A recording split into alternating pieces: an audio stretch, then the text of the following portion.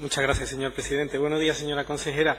No voy a dejar de manifestar que me he sentido abrumado con los datos que nos ha suministrado. Igualmente me sentiría feliz, quizás uno de los diputados más felices de este Parlamento y un ciudadano muy feliz si realmente fueran reales y coincidieran con la realidad, pero parece más la descripción de un mundo imaginario, en mi opinión, a mi juicio y con los datos que nosotros manejamos.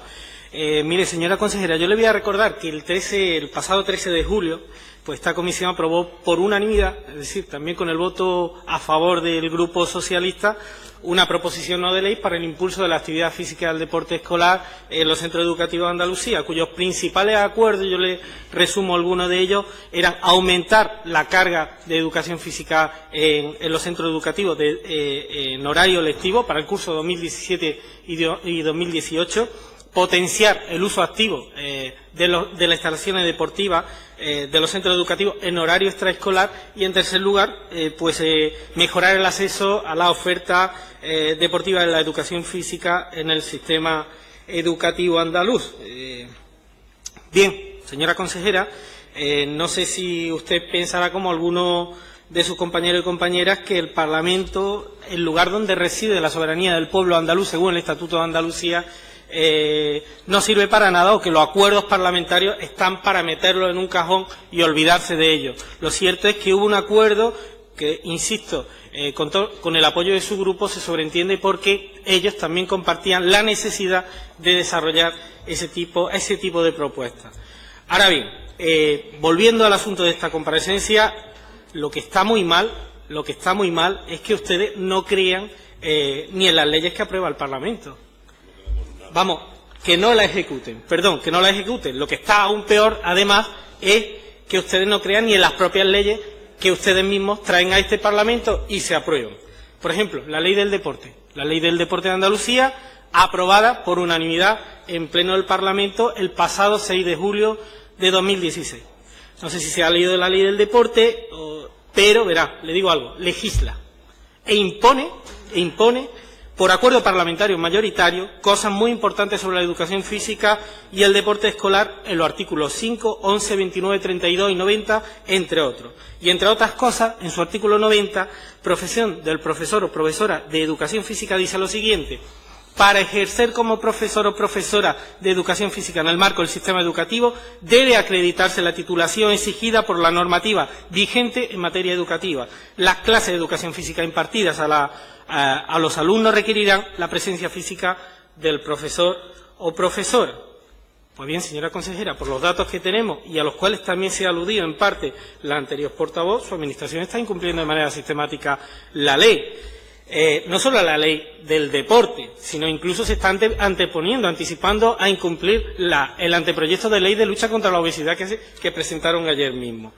Y no duden que está en nuestra obligación el control y la fiscalización de que se cumpla, por cuanto que nosotros respetamos y también queremos hacer cumplir la ley. No tenemos más remedio que exigirle a usted que también lo cumpla. Está muy bien criticar la LOMCE, pero puesto a elegir entre incumplir unas leyes y otras, nosotros le pedimos que incumplan la LOMCE, no que incumplan la ley del deporte. Sobre todo porque ha hablado también de los valores del deporte, también de la educación física, que todo se queda en humo y palabrería, señora consejera, cuando nos ceñimos al ámbito de la realidad y de los hechos. Lo que está pasando al área de educación física del sistema educativo andaluz es de vergüenza, es humillante, es denigrante y bochornoso. Quitan vacantes y además encontramos irregularidades del tipo: todo el mundo puede dar educación física para ahorrarse una sustitución, con todo el perjuicio que ello acarrea justamente para que se hagan realidad esos valores, el desarrollo de la educación integral de la persona a los que usted ha aludido. Por no hablar también de comportamientos que son fuente de salud el resto de la vida. Estas no son palabras mías, son palabras del propio profesorado de educación pública, de educación física del sistema educativo andaluz. Porque, claro, en el CEIP Virgen del Rosario de Mina de Río Tinto, en el primer ciclo de educación física, la asignatura la da un profesor de música. En otros centros lo hace el profesorado de lengua extranjera. En el CEIP los silos están sin el especialista de educación física desde el 3 de septiembre. En el CEIP Santa Ana, Alquería, la educación física la imparte una maestra de infantil. En el CEIP Reyes Católicos de Huelva la imparte profesores de primaria, pero no de la especialidad de Educación Física.